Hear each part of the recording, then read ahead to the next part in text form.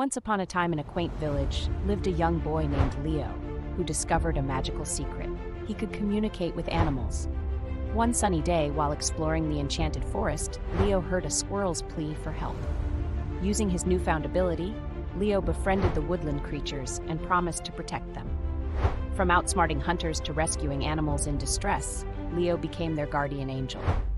His adventures were filled with bravery, friendship, and heartwarming moments that captured the magic of nature. As the animals thrived under Leo's care, the village soon realized the importance of living in harmony with the forest. Thank you for watching the Fairy Tales Fairy.